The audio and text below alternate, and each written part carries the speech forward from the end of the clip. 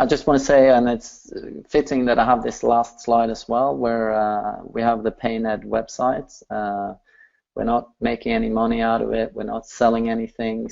We're not copywriting anything. Like, we're not trying to, but we really want to try and get the good stories out there. Like Joletta is such a wonderful advocate of, and her work is just amazing with how she explained things. And so I use her website all the time for patients, and whenever she has a new blog post out, I'm eager to read it, because I learned so much from it. So thank you very much. Thank you, Kjartan. Can you hear me, or Kjartan? Can you hear me, sir? So I hope Mark is coming back on, maybe. Can you hear me, Joletta?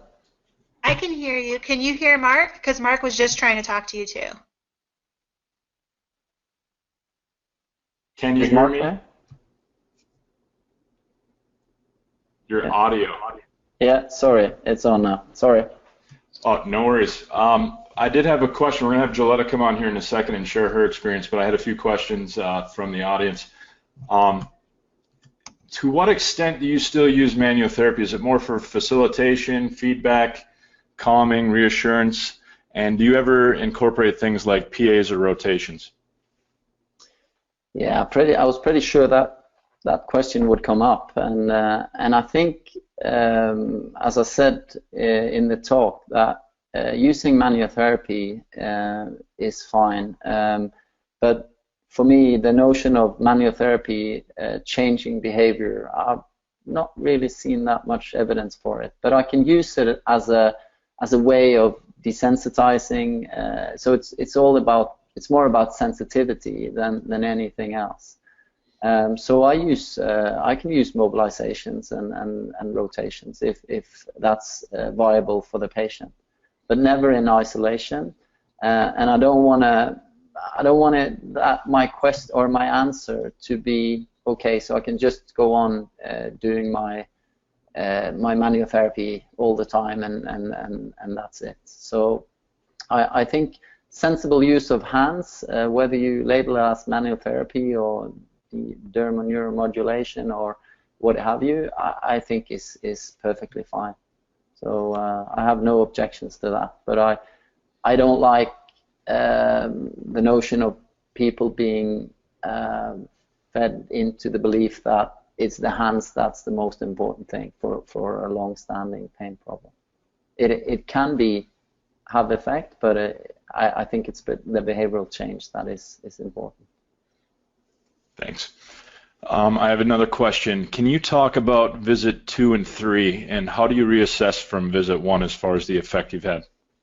Yeah, that's a really good question, and it's not a question I have a finite answer to, but I'll try and say what I do. So it depends on a couple of things. One thing, I think, because we had this discussion in the group, and I think most people would say that when you have the first session, you tend to be you're interested, you're engaged, you're providing new information to the patients. You have all the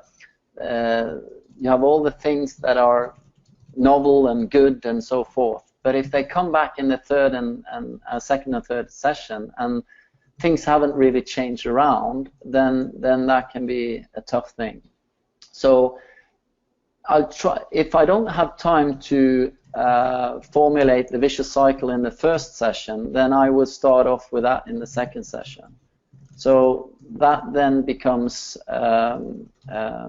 formulating the plan, making sense out of pain together with the patient. If I've done that in the first session, then I will revisit the goals, like what have we set up to do, and we might have to reframe that. I always try and listen to what's the patient experience, and then again try and see if I can address the issues around their concerns, if that makes sense. we have a two-part question. How long are your sessions and how frequently do you see people? Right, so my sessions are always at least 1 hour for the initial consult. I tend to see that I'm spending more often than not 1.5 hours. And then I would go for the weekly consult in the beginning, and then I would try and expand on that as we go along. Like I would see them 2 weekly or every 3rd week or every 4th week, depending. But I never give them, if I'm not seeing them for a while or even for a week, I always make sure that they have a plan for that time. So whether it's 2 weeks or 1 week or 3 weeks, there is a set up plan for that period until they come back. So I tend to think that the frequency of the visit is probably less important than what they actually do between the visit. That makes sense. Yeah. I also had a question. You've mentioned behavioral experiments and, kind of graded exposure concepts. What would you recommend physios go with as far as training to kind of become more skilled in this area? We've had Corey Blickenstaff come on, and he's very well read in the exposure-based therapies and has done some good stuff with it. Any recommendations from you as far as how physios can kind of go forward with that kind of training? To be honest, I think any course you can get on where there is some form of exposure. I know people have talked. I've not done ACT courses myself, which is slightly different, but I think the general knowledge of exposing patients in a graduated manner is definitely something we need to learn more about. I don't. It's kind of hard because when I watch what Pete does in his demos, and that's some of the discussions we've had. If he goes to Sweden and teaches with Stephen Linton, they will see, well, we couldn't expose somebody as quickly as what you just did there.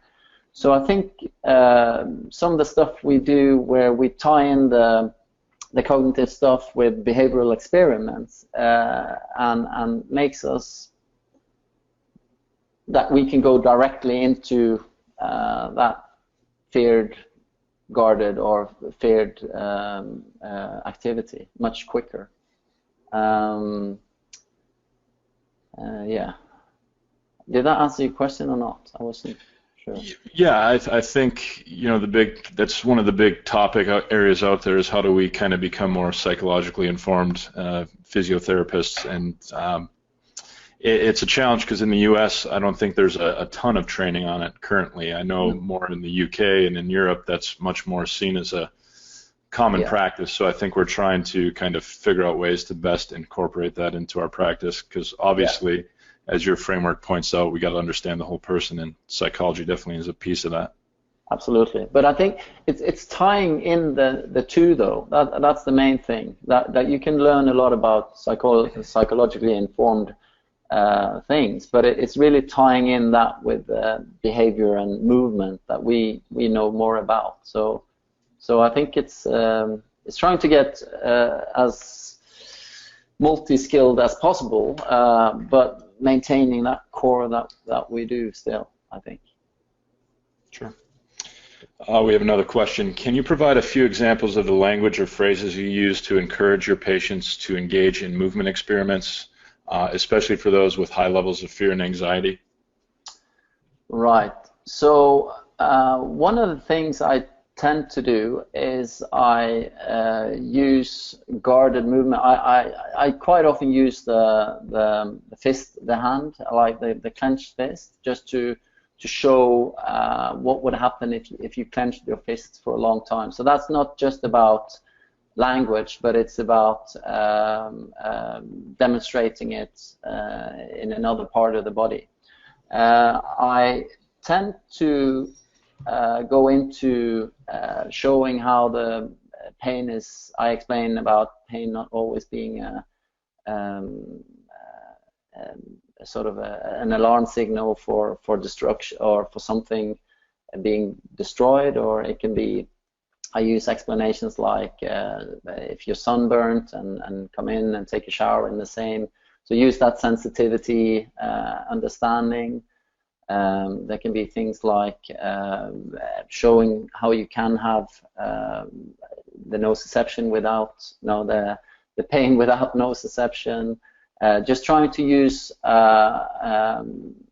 wording that makes sense to the patient. I always, and I'm not sure I don't know if that's a good or a bad thing, but if the patient's his work is something, then I try to use some metaphors that's related to their job or their belief in some formal way. So I think on an unconscious level, I try to relate to the patient in that manner by using words they understand, but maybe in a different context. So that's, yeah, I'll go about it. I try, yeah. No, but also that's great. Part of the experiment is quite often to break it down into cycles. So if you had fear of bending, you would then see what do you do when you bend, and then you would try and say take it down from bending in sitting, and see if you could elicit a different response to bending from seated position. So it's not just what you say, but it's part of where you keep your hands, getting them to breathe, trying to reflect as you're doing it, taking them through the steps. So if you're going from sitting to high sitting and then try and bend. So it's that continuous behavioral reflection response that I think I'm doing. I not think, I know I'm doing. Thanks. Yeah. Why don't we bring Joletta on? For those of you who aren't aware of Joletta, she writes an amazing blog, My Cup of Joe, and does some great work because she's gone through a lot of the persistent pain from a patient perspective. So she lends an amazing perspective that I'd highly recommend you check out. But in San Diego at the Pain Summit this past February, she had the opportunity to be treated by Peter O'Sullivan with this approach and really made some breakthroughs. I'd recommend reading her blog to get more details on it. But I wanted her to come on today to just kind of give a little background of her story and then kind of go into cognitive functional therapy as far as how it kind of impacted her way of kind of living and functioning with her current pain state. So with that said, Joletta, I'll let you take over, and then you and Kjartan can kind of discuss further as you see fit. All right, cool. Sounds good. And thanks for having me on, and thanks for letting me crash your party, Kjartan. I appreciate that. My pleasure. And I'll kind of jump right in with the CFT stuff and share my story kind of through that, because I think something that was emphasized in the talk today is what had the greatest impact on me, and I wrote about it in the blog afterwards. But it was when I went up to be the patient demo for Pete. And we sat down. The first thing he said to me was, "Tell me your story." And I mean, it chokes me up even now, months later, because no one had ever asked me that before in any of my interactions in healthcare. And by the time of the Pain Summit, I'd been living with pain for over 7 years, and I'd seen, I think, 7 physical therapists in that time. I don't even know how many massage therapists. I'd seen 3 orthopedic surgeons. I'd had surgery. I'd had injections. I'd had physical therapy. I'd done acupuncture and chiropractic care. So I'd seen quite a few clinicians in that time, and not one of them had ever asked me to tell me my story or tell them my story. So that had a huge impact, and I think that it's not stressed enough, or that people don't latch onto it enough. And then they change the words to, like, what brought you here today, or what can I help you with? And those things are different, because I heard all of those things in all of my interactions with clinicians before. But that's still very clinician-centered. You're asking the person what brought you to them, and you're putting the emphasis back on yourself as the clinician. Or how can I help you? You're putting the emphasis back on yourself as the clinician, because we don't frickin' know. We don't know how you can help us. And usually we've seen all those yellow flag clinicians before we've come to see you. And obviously they weren't able to help us because we're still looking for a solution. so I think that opening things up with tell me your story is so impactful and so powerful, and is going to give you so many clues into what's important to that person and where their issues lie. So when he asked me that, I went straight back to 7 years before, when I stepped off that fire engine and felt the twinge in my hip, and the path that had led me down, which ended in surgery and ongoing pain and a medical retirement that was devastating for me, because I was a firefighter and my whole identity was tied up in what I did. And when I could no longer do that anymore, I was lost. And not only did I lose my identity, I lost my sense of self-worth and my purpose and my financial security. There's so much that goes into the pain experience that it's not about the symptoms that I was feeling at that moment, which were actually in my other hip, my left hip. So if I had been seeking Pete out for care, like if I had set up a traditional appointment and went in and they said, what brought you here today? I would say, I've been having pain in my left hip. So it's a totally different avenue to go down to say, tell me your story, because the pain in my left hip was bringing back all those fears and worries and anxieties about the path that I went down with my right side. I was worried about going back there, and I had made so much progress and had been doing so many good things that I felt like I had reestablished my identity. I felt like I was doing things that were worthy and that I valued. Like life was good, you know, and my life with pain was really good, and my pain levels had been way down, and I was engaging in life again like I hadn't been in years. So that fear was not something I had given voice to until I was asked to. So it was surprising even to me. I had shared with Mark, we talked about how when Rajam asked me to be the patient demo, I was like, I'm going to be a horrible demo because I know too much. Like, I've been living with pain for 7 years. I've been studying it academically for 4 years. So I felt like I was going to be a bad demo, because what could really be brought out in that type of environment? And so much was brought out. And I think that when Kjartan was talking about the woman with the PhD who was told that she couldn't walk on asphalt, I mean, she took that to be this literal, she could never walk on asphalt again, and it wasn't because she was lacking in intelligence. It wasn't because she wasn't smart. It's because the words that you guys share with us have such import and such impact.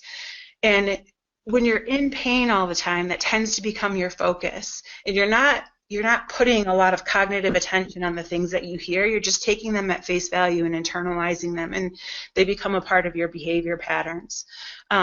Because pain is like this big giant neon sign that's constantly flashing in your head, and sometimes there's like death metal music going along with the impulse of that pain, and there's not a whole lot of room for anything else. So in my years of seeking active treatment, I just wanted to be fixed. We all just want to be fixed because it sucks. It's hard, and it's hard to think about anything else. So anything you say to a person can become a part of their belief system. So the words are really important, and I think that letting the patient drive the conversation will make it safer for you, because you're going to tap into the metaphors that they're using, or tap into the things that are most important to them.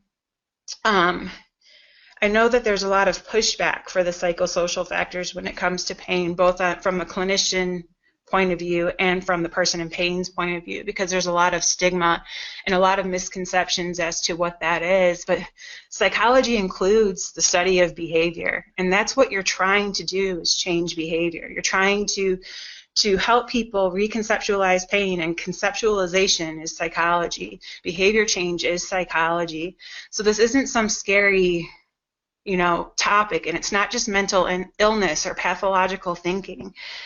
Psychology is a part of our everyday existence, and it's part of what makes up our reality. So I think that the pushback against it is unwarranted, and that when clinicians continue to feel uncomfortable with it, the patients are going to continue to feel uncomfortable with it. We need to just start having these tougher conversations. I know that tell me your story can be terrifying from the clinician aspect, because might feel really uncomfortable with what to do with that information that someone tells, especially if they're upset and they're sharing hard things.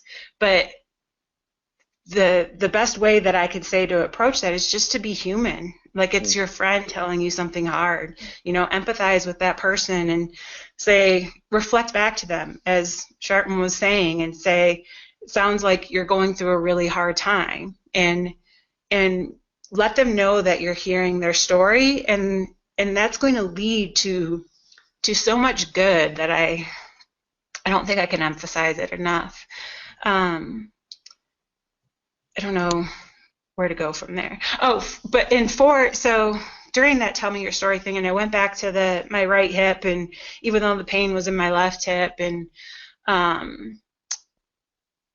did the Orebro, or however you say that, before this whole interaction. So I think he had a good idea of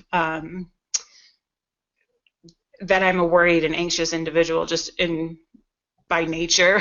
So pain kind of amplifies that. So that whole look into the whole person, I think that filling out that questionnaire kind of gives you an indication of what a person's issues might be, and then you can help them draw that out a little bit when you're having that discussion. And so what came out was my fears and my worries and anxieties, which are always present in my life, and but got to the specifics of what those fears were. And my fear was that the same thing was happening in my left hip that was happening in my right hip. And as much as I am an active person, I snowboard, I hike, I do all these things, there was things that I was avoiding because the pain would go up, and I'd go straight back to that worry that it was damaged, and that I had another labral tear, that I was going to have surgery again, although my surgery is not supported by current evidence. But so maybe I wouldn't have had surgery depending on who I went to. But it just provided that insight for me, because it was the first time I verbalized that, probably the first time I admitted it to myself, that I was afraid again. And that's a powerful thing. And as much as I know about movement, my master's degree is in human movement, kinesiology, and as much as I know about how changing postures and movement variability and all of these things are, I didn't realize how much I was holding myself within the same positions, how much I was bracing, how much I was protecting and guarding my hips again. And I was one of those people that was in an extended posture constantly. He had me sitting and then standing and then laying on the ground, and my spine and pelvis were essentially in the same position in relation to each other during all of those movements. So being able to slouch and being able to relax and breathe into movement was something that the biggest thing that I took away that I could actively do each and every day, and it helped me get back to running too, because I realized that while I was running, which was one of the things that would make my pain flare up and worry me, so I stopped doing it, I would be so tense and holding myself up and holding my shoulders back, and my hips had so little movement in them, even though I was running, that I would just tell myself to be relaxed and floppy and sink into my hips and even round forward. And since I was running slow anyway, I would envision me running as a turtle. And all of those little cognitive cues and those body awareness cues are something that you can take into your everyday and make a part of your plan. We did exercises, and he hammered me. I went to fatigue, and I'm a pretty athletic individual, so this meant a lot of reps for everyone in the audience to have to watch. But it really does drive home that message that you're stable, you're strong. You don't have to fear damage in this area, that it's not a damaged hip, that it's sensitive. It's sensitive to certain postures, certain movements, and there are ways around that, and then ways we can work back to that. And that was powerful too. And I think something that had come up was something else I wanted to touch upon too, is I do think that therapists are afraid of pain even more so than the people that they're treating, because we live with pain every freaking day. For a lot of us, especially when we're seeking active care, it could be every second of every day, or at least feel like it's every second of every day. So we have fears of it, but our fears are much different than yours. We're not afraid of being in it because we're in it all the time. We're afraid of it lasting forever, and that's different. And I think as long as as you all stay afraid of us being in pain and not trying to avoid it, because that happens a lot. We try to avoid it when we're in therapy.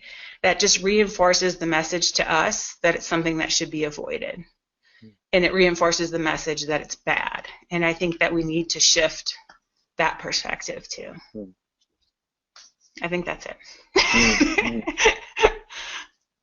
Yeah, I totally agree. I think your last point there is really, really spot on, and particularly, I think the part of the frustrating thing for me, I think that it's like if you're on a therapy level and you've understood this, you still feel like on a population level, it's not where you're trying to be. So that's the sometimes feeling of your swimming upstream, or what do you want to call it? But it's you're trying to elicit this change in a patient, but even on a societal level, not just on a professional level, but on a societal level, that's also the case. And it's one of the most, when I do a live presentation, it's one of the most frequent questions. So what will you do if the patient gets worse from what you've just done? And so I always get that question. So I think you're right. We really need to ask ourselves, what are we bringing into that room in terms of our own fears?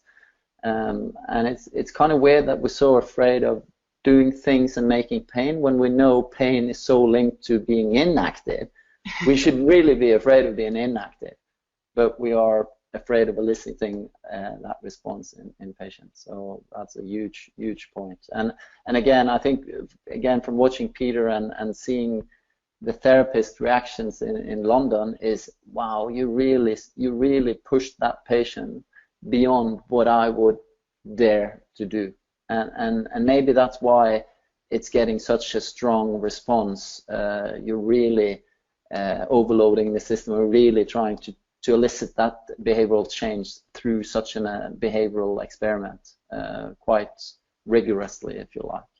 Yeah, I really like that idea of behavioral experiments too, because we went through all that. Oh, there was something else I wanted to bring up too. So those behavioral experiences where you're kind of challenging someone's beliefs, not just verbally or with information, but also with behavior too, and showing that they can do something differently, and that it could be something that doesn't provoke their symptoms. Like for me, it was going into flexion and doing all those same movements, sitting in flexion, doing lunges in flexion, squats in flexion, and I did lots of dozens of them.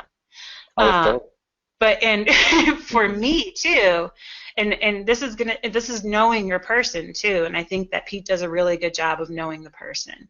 And asking them to tell you your story will help you get to know that person. Filling out the Orebro, is that how you say it? That will give you some clues into who that person is too. But for me, I mean, I'm a former firefighter. I was a fitness trainer. So I had all these notions of good posture. And I also had been kind of filled with notions of posture and biomechanics causing pain because it's poor posture or poor biomechanics.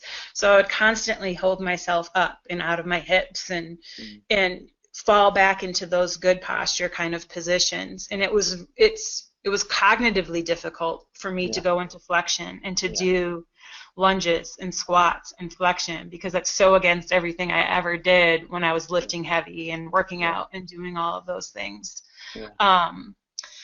So I think knowing the person and knowing me too, just in our conversation and some things that I would say, he knew I was a really competitive person. So he kind of knew how to get into my head to make me do these things too. So I think that forming those relationships and getting to know the person is really important when it comes to that kind of stuff.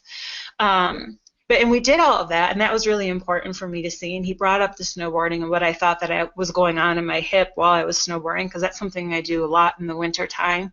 So providing those examples from a person's life that could challenge what their beliefs are about their pain or that body part in particular, I think is really powerful too. And that reflecting back in the summary. When he reflected back to me throughout my story, and gave me little prompts to go down certain paths, and that tells you that he just seemed like he really was interested in my story, even though we were in front of this big room of people. He was very relaxed in his positioning, and he seemed to have no desire whatsoever to speak. So It was okay. kind of want to fill that space with your own words. So I just kept going. But at the very end of everything, and I believe my session was about 2 hours long, he went to the whiteboard and summarized the entire 2-hour session on the whiteboard. And the emphasis was really on the things that I had said about myself and coming up with new mantras for me to go home with, that I have a healthy body, that I'm strong, that I'm capable, those types of things. That being aware of my body positions and slouching more and doing some more things in flexion, and so much of the summary was more about my story and the things that I could go forward in my life that were meaningful to me, and doing those things, starting running again, that kind of stuff. And so little of the emphasis was on the actual exercises themselves. Like that was almost an afterthought. And he even said, like, I don't care if you don't ever do these again. Like, like it depends on the person and what they're going to be doing. And truthfully, I didn't do them very often. I think I might have done them twice, but it was getting back to running and taking those same concepts into those activities that are meaningful to me that had the greatest impact. And so I think that's important too. I think a lot of times in manual therapy, we focus on those exercises that people should be doing, when it's probably more of the beliefs and challenging those beliefs. And getting back to meaningful activities as more valuable for the person that's living in pain. Yeah, totally agree. And I think I've discussed this with other people. How long should you have somebody doing the specific exercise? And because that can be a conditioning response as well, if you think about it. So, like you said, if you can get people over into challenging and into meaningful activity, I'm definitely on the same thinking as with that as well. I was just looking at the San Diego Pain Summit and the picture of you in the chair, and you're really slouched back. So I thought he must have done a good job by the end of that session. And I think that made me reflect when I watched him in London recently, that sometimes just slouching yourself in front of the patient is actually it actually reinforces that sort of momentum that you're trying to create. Right. So it's almost a manipulation can be a subtle thing. Like you can use it in different way. Another thing I noticed as well is like he doesn't say I'm interested in your story. He says I'm really interested in your story. So just putting in small wordings like that, I really think is important, and that's what I meant to say before. I think we can downplay stuff when it comes to fear and stuff like that, but maybe we should increase the emotional side of things when it comes to being interested, engaged, your losses. This must have been really tough for you, and things like that. So it's that balance, which is probably a skill that requires a bit of training and maybe even personal, something you have or. It's probably for a lot of people going to feel awkward and weird on both sides, but I think that what it can open up is so worth it. So and you're going to get better at it, because I think you could watch Pete and not think that is awkward, that what he does and what he is saying is awkward, because he's had so much practice in doing it. But it's just listening to people and being human and changing, like just that helps to change the conceptualization of pain, because as a society we still equate pain to damage, or pain to being in the body part that hurts, or the body parts that hurt. And when we just focus on symptoms or what brought you here today and those sorts of things, we're reinforcing that message, that that's where the pain is and that's what we're going to address, rather than recognizing that pain is in a person's life. It's in all of their being, and that's what you need to get to. And I think it's something that people don't delve into enough, like how much pain actually affects a person's life, and then how much that pain affecting their life then affects their pain, and it becomes that vicious cycle. And I think that being shown that and going over that can help people to realize that the psychosocial factors aren't this thing to be avoided or ashamed of, that they give you an in to be able to change that cycle, to break that cycle and make it upcycle and be a positive thing rather than continue the downward spiral. Yeah, I think that. Yep, sorry. Oh, I was just going to interject a little bit because we've had some questions on the board, and I think some good ones that I think probably more than just a few people are thinking.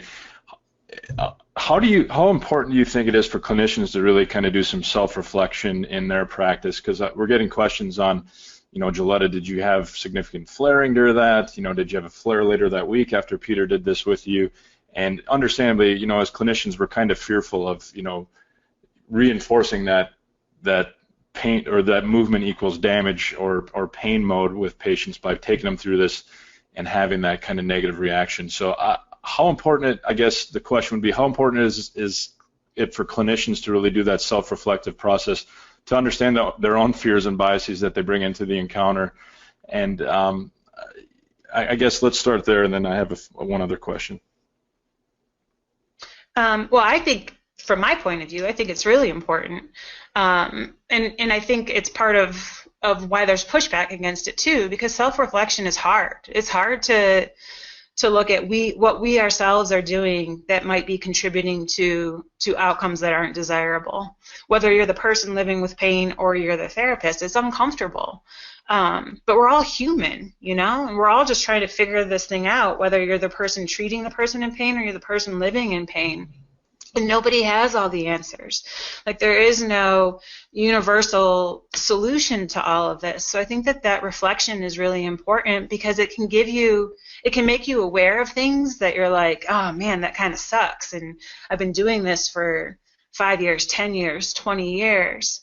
But that's a huge step to take and say, but I can now, I'm aware of it, and I can change it, and I can take active steps to make this different. And that's what you're asking your patients to do. So I don't think it's too much to ask that you do it too. In terms of the actual being there at the summit, when he had me doing the things in my normal postures, my pain was provoked. But when he had me do it in flexion, my pain wasn't provoked. I could do it without pain at that time. When I went home and I started running, my pain flared. I mean, I felt pain before I even got on the trail, which also reinforced to me that it had nothing to do with damage in my hip, that I was worried about running. I was worried about pain coming. I was expecting my pain to go up. So as I was walking to the trail that I was going to run on and my pain was going up, I'm like, well, this is just kind of reinforcement for me in understanding that my cognitions and my psychological factors are affecting my pain just as much as any kind of movement is. And that was when I really started doing my mantra that I have a healthy and strong body, and to relax and to breathe and to ease into movement and to do that turtling and to put myself into different positions and postures than I would normally hold myself in, which before, when I felt my pain go up, I would just more rigidly hold those postures. I would more rigidly not move, like you just hold yourself and brace yourself and guard even more when that pain goes up. So I was much more aware that was taking place, that I was becoming more guarded, more protective, more rigid, and to loosen up, and then to start the run. And while I was running, I would feel that knife in my ass again, but rather it being something like a cause of worry that I then hyper focused on, and would go down these rabbit holes of fear and anxiety around it. I could tell myself, it's just sensitive. Your hip is just really sensitive right now, and that's okay. You're not doing any harm to it. Just relax. Like, dump your guts into your hips. That was one of the other things I would tell myself. And be floppy, do all these weird things. And I probably looked really strange while I was running, but it all kind of helped. And it was just because I had additional knowledge, but also additional awareness of what my body was doing and what I could do to kind of change that experience. But my pain flared. After my first few runs, my pain did flare up, but I wasn't afraid of it, and it's not like it's the first time I've been in a flare. I've flared up for no freaking reason before, so I might as well flare up doing something that I love to do and want to get back to. I just wrote a My Cup of Joe Facebook post yesterday about how yesterday was my longest run in duration and distance since my pain started over 7 years ago. And now after my runs that I've been doing it for roughly, I think 3 months, 4 months since I saw Pete, 3 months, my hips feel good after I run. Like not just not worse, but actually good. Like I feel like I have space and I'm not flaring up anymore. And it's taken time. It's taken a few months of doing that, but it's also taken a couple flares where I didn't freak out, and they weren't terrible flares. They weren't like flares of yore, but I'm not afraid of a flare up. I've lived with pain for 7 years. I've had flare ups for 7 years. What makes flares worrisome is when your therapists worry about them too. Then you're like, well, maybe I do need to be a little bit worried about it. Maybe it is something more than what I think it is. Because flares are going to be common. This year is the first year that I actually feel like I might have a day where I don't live with this pain. I mean, I'm going to have pain, of course. We all are going to have pain from time to time, but this pain that I've been living with for 7 years, it's the first time I've actually thought that maybe it's not always going to be there. Amazing. Yeah, this question's for Kjartan. I had the opportunity to hear Steve Linton kind of go over exposure-based treatments and stuff in Minneapolis a year ago or so, and he kind of talked about, when it doesn't go as well as you'd planned, the patient does have maybe a negative reaction to it, and he really just showed in the video example, kind of just took it in step, no negative reaction, didn't feed into the fear, and just moved forward. In your experience with some of that, because there's always can always be that not perfect encounter that we have with a patient, what's your strategy and how do you react to that situation when somebody may have a negative reaction, or it may just push them past that threshold where they're able to harness their fear? It's almost like going back to the Michael Jordan quote again. I think I'm okay with failing, and I think if I'm gonna move forward in what I do, I have to accept that, and this requires a lot of training. So what I tend to do is first of all, I'm always trying to be there with the patient. So if they experience a flare-up, it's not like I'm going, oh shit, that was horrible, or I'm trying to it's a bit like with your kids. If they get scared, you're trying to maintain this overarching level of self-esteem, or you're just trying to be confident with it. And the reason for that, I think quite often, I think, have I tackled the person? Have I hit them with a hammer or something like that? So whatever it is, it's very unlikely that you're causing this massive reaction in the tissue by doing a squat or doing something like that. So first of all, I think it's quite easy to say, well, what we do, it's not a contact sport. It's not so we get patients to do stuff. It's probably not causing a lot of tissue damage. So that's number one. Number two, I then try to step back and think, okay, so why was this painful, and try to experience that with the patient, and almost stop. So were we going too fast? Didn't we change what we thought we were changing, and then just try again, basically. That's what I do. But I'm open as well to, I think what I've learned over the years of working with this is that I can't rely on I can rely on previous experience, but I have to be open to be creative with what I do. So I can't say, oh, that worked last time, so I'll do it just that way. So I have to be thinking along those lines. Can I alter it? And quite often, and it's almost like a question to Joletta, because I think it's not about getting the story right, but it's creating this plan together that has some form of value for both, if you like. So if people think, oh, well, you didn't get the stress factor right, or you didn't get that right, I don't really think it's about that. But I think it's about this total package that when you say, let's formulate a plan for it, I'm here shoulder to shoulder, I'll guide you through it, and I'll be your sidekick for the good and the bad times, if you say, and then you follow along that plan, and then you alter and change. I was gonna say something exactly the same. Like I think if you're working on this together, like if you're framing it as, okay, these are the things that are meaningful to you and the valued activities that you have that you want to get back to. Let's figure out together how to get you back to those things. Yeah. And then they try and they fail, then you just come back and you go back to the drawing board and you say, okay, like it's okay that we failed. And you bring up, like depending on the person, the Michael Jordan quote, and that failure is a part of progress, but that we're still in this together, and that there are endless opportunities for figuring out how to move forward. And I think that that's where clinicians need to think outside of their small boxes and really bring the person living with pain into those discussions. Like they should be a part of those therapeutic decisions, like what they're going to go home and start doing. They need to be a part of that process. And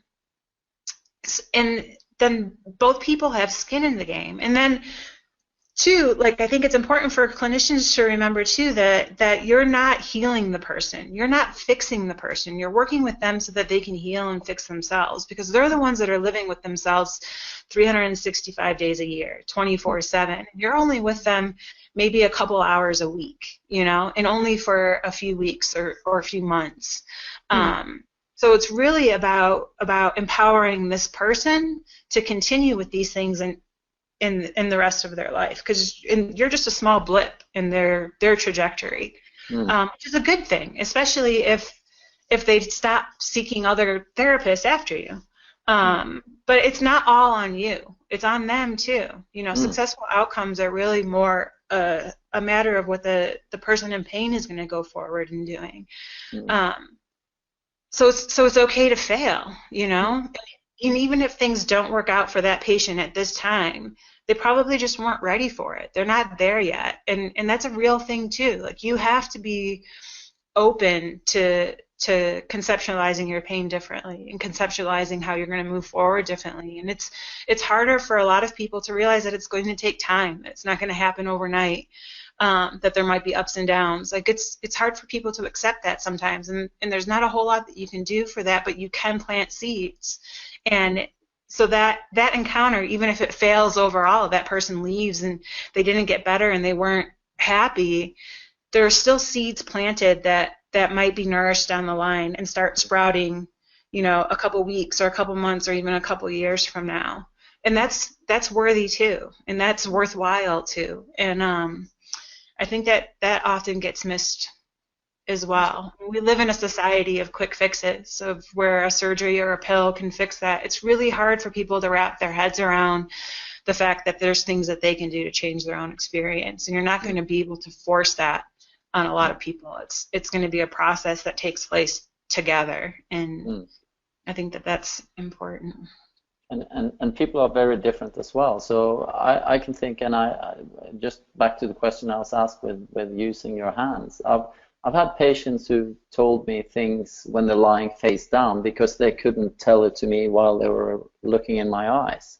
So I think we need to be consciously aware of the individual person's how they want to tell a story. Some people tell a story the first session. Some people tell it over 3 months, and by that I mean there might be things like in that case that came up 3 months later that I, with my best motivational interviewing, wasn't getting a hand of over the first session. So it's not a therapeutic alliance isn't built the first, the second, or the third session. It's a continuous journey, and that's what I wanted to show with that lady as well. That it's not a set process that goes like 4 times like this. And I wonder often, and that's what I highlighted with the 12 weeks as well. Where did that really come from? Yeah, it's because we want to make easy, simple solutions for something so complex that we don't really understand it. So we reductionist it a little bit, and then we reductionist it a little bit more, and of course some places reductionism can have a good role, but at the same time I think we need to acknowledge that it's quite complex, and yeah. So. No, that was great. Does anybody else have any questions for either Kjartan or Joletta? I think we're good on our end here. Did either of you two have anything else you wanted to add before we wrapped it up for today? Yeah, go on, Joletta. I was just going to say, thanks for letting me crash the party. And I think that these discussions, this format where you could have a clinician and a patient perspective presented at the same time is pretty powerful, and that we don't do it often enough. And I just think it's cool, and I appreciate the opportunity. So thank you. I totally agree. I was really glad you came on, Joletta, and I usually say this wherever I go. I hope I don't have to go to too many conferences about pain without an advocate for the patient is present, because I really think it's the smart way to go. And I'm not going to say I think you're quite articulate in how you're able to do these things, but that doesn't really. It's almost like I try to use you as a model for my patients to raise their voice. Like you said, some people have looked upon you and said, well, I dared to speak out because you were there. And I think we really need to share or cheer on the people like yourselves, and even I also believe that we need to go beyond thinking in professions. Like this problem is so much bigger than physical therapy or medical or chiro or whatever. It's such a huge problem. So we need to take down our boundaries and get everyone on board, and which is why I like the design thinking process, because that's very involved in that. You bring on everyone that has something to the table to say something good, and that's. So thank you for coming on, and thank you for having me on, Mark, as well. And I really like you pronouncing my first name really nicely, and particularly Fersum, like using that my last surname, calling me Fersum. That's awesome. Did I butcher that? No, you did it. It was exactly how I wanted it. I hope I didn't do too poorly. No. I appreciate it. Great. All right. Well, again, thanks both of you for generously offering your time this morning. I think it was an amazing discussion. You and Joletta's interaction was worth the time in of itself. So thanks for your generous time with today, because I think this is exactly the type of stuff that's needed to really push change, to just really see the patient's perspective along with the clinical perspective that takes that whole person into perspective. So thanks again, and you guys all have a great rest of your day, and we'll wrap it up there. Thank you very much. Bye-bye.